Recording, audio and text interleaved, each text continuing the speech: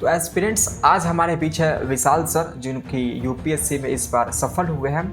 और सबसे पहले तो विशाल सर, आपका स्वागत है हमारे चैनल पे और आपको बहुत सारा शुक्रिया। सबसे पहले तो हमको टाइम देने के लिए पूरे मिशन 50 टीम की तरफ से और आईएएस रंजीत सर की तरफ से आपको कॉन्ग्रेचुलेसन इस बार यूपीएससी में सफल होने के लिए। Thank you so much. तो आज हम लोग सर का यहाँ पे प्रॉपर इंटरव्यू लेंगे, जानेंगे कि इन्होंने कैसे सब कुछ क्वालिफाई करा। प्री के बारे में सर बताएंगे, मेंस के बारे में बताएंगे, इंटरव्यू के बारे में बताएंगे, हर चीज़ जिन्हें बताएंगे जो कि आपकी बहुत ज़्यादा मदद करेगी।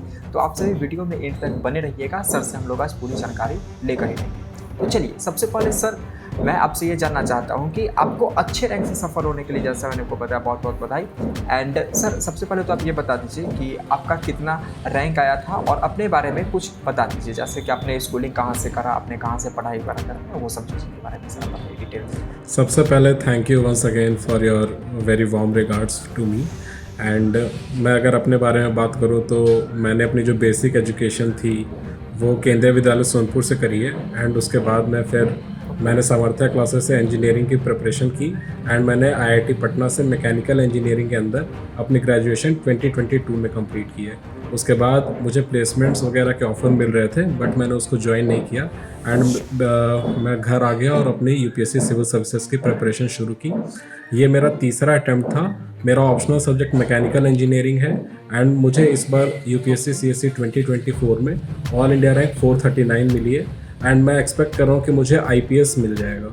ओके, मतलब आपकी एक्सपेक्टेशन है कि आईपीएस आपको अलॉट कर दिया जाएगा। ऐसे आपका किस तरीके का सर्विस रिक्वायरमेंट था? सबसे फर्स्ट आपने क्या चूज करा था? सबसे पहला मेरा जो वो था वो आईएएस था।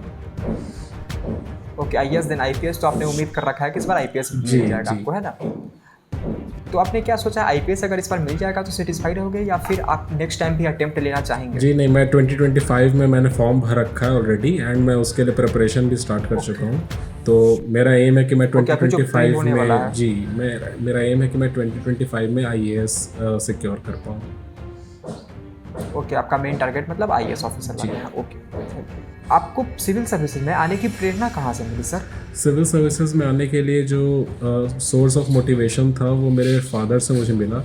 मेरे फादर खुद एक सिविल सर्वेंट बनना चाहते थे बट उस वक्त हमारी इकोनॉमिक कंडीशन उतनी अच्छी नहीं हुआ करती थी। तो मेरे फादर को at the age of 17 years army में जाना पड़ा। बट जब बच्चे थे तभी से वो पापा हम लोग को बोला करते थे कि ब्यूरोक्रेट बनना है, सिविल सर्वेंट बनना है। उनके पास बहुत पावर्स होती है, वो सोसाइटी के अंदर बहुत बड़े बड़े चेंजेस ला सकते हैं। और बिहार जैसी सोसाइटी के अंदर हमारी बहुत रिस्पेक्ट भी होती है, मतलब एज अ सिविल सर्वेंट। तो इसलिए हमेशा से वहाँ से एक मोटिवेशन फैक्टर रहा था।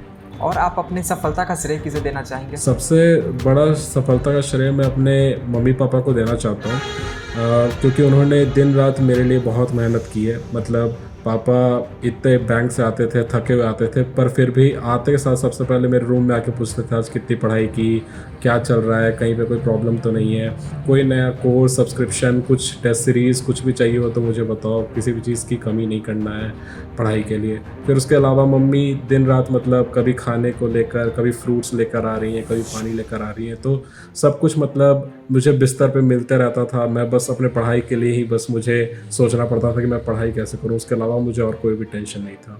तो मतलब आपने किसी कोचिंग की सहायता ली थी या फिर ऐसे ही अपने खुद ब खुद निकाल लिया? मैंने घर से प्रिपरेशन की थी बट मैंने ऑनलाइन कोचिंग अनअकैडमी की सहायता ली थी और वहाँ से मैंने अपना फाउंडेशन कोर्स किया। उसके बाद मेंस की प्रिपरेशन के लिए मैंने सारथी आईएएस का आंसर राइटिंग प्रोग्राम एंड उनका जो मेंस का जो कोर्स रहता है उसमें मैंने एनरोल किया था।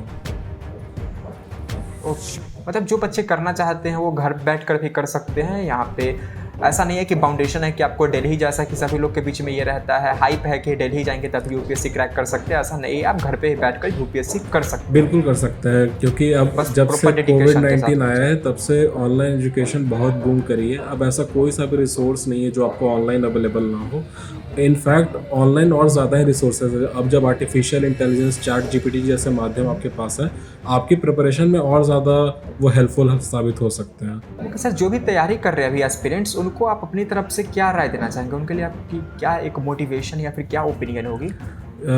सबसे बड़ा जो मैं मोटिवेशन या फिर एक सजेशन अपने साइड से देना चाहता हूँ एज अ सीनियर, वो ये है कि ये एग्ज़ाम जो है वो सिर्फ एकेडमिक्स नहीं है, ये आपके और भी ज़्यादा वैल्यू ट्रेड्स को चेक करता है। जैसे अगर आपके अंदर क्या पेशेंस है, क्या आपके अंदर एक नेवर गिव अप एटीट्यूड है, अगर आपके पास ये सारी ट्रेड्स अगर मिसिंग होगी तो आप इस एग्ज़ाम में कभी ना कभी पेशेंस लूज़ कर जाओगे, कभी ना कभी आप हार मान के बैठ जाओगे, कभी कभी आपको ऐसा लगेगा कि यार ये एग्ज़ाम बहुत डिफ़िकल्ट है।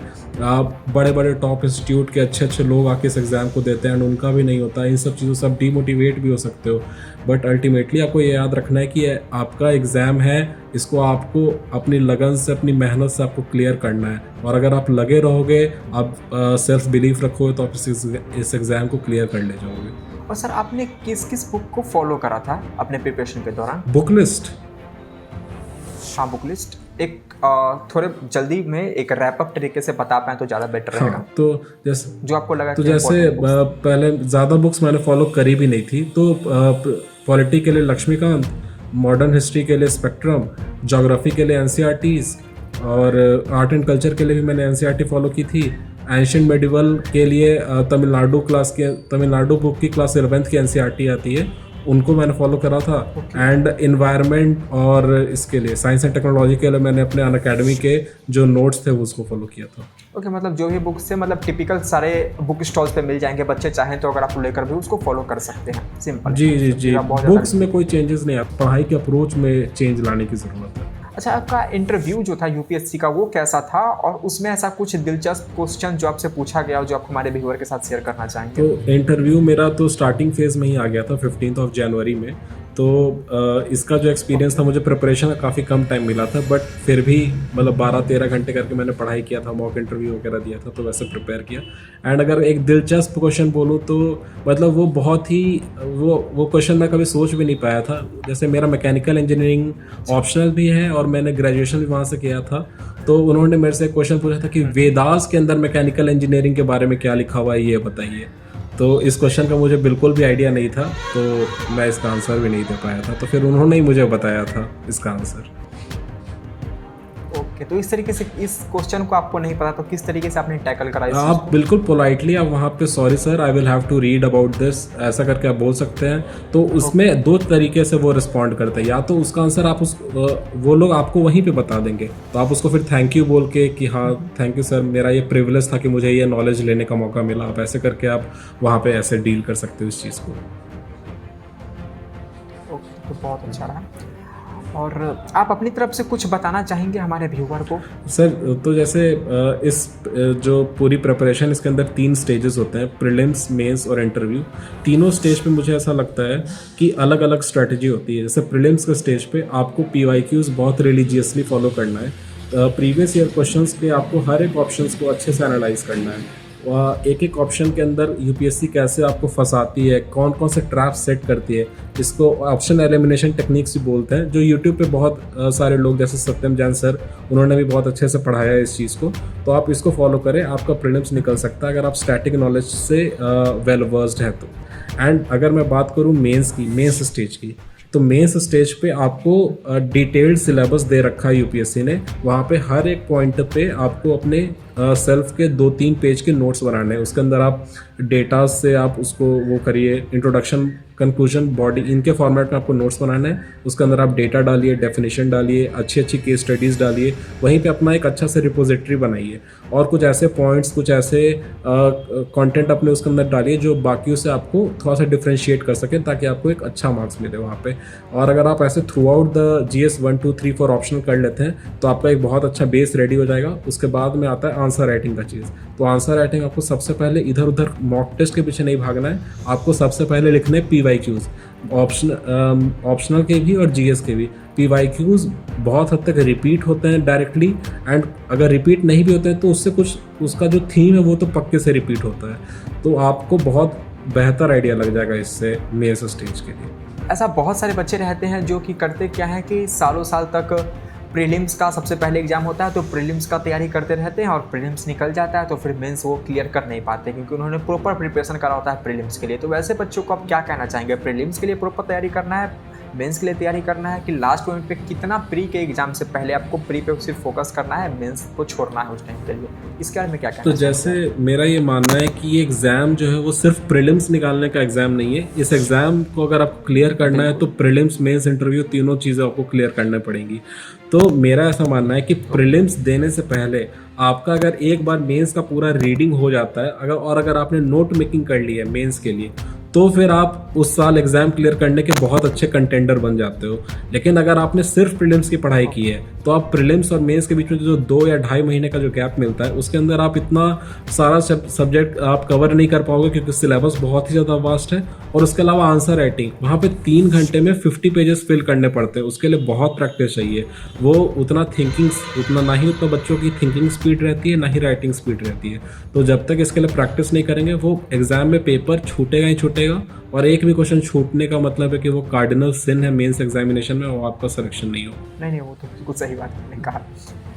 और चलिए, बहुत बहुत आपका धन्यवाद, आपने काफ़ी कीमती टाइम आपने अपना दिया।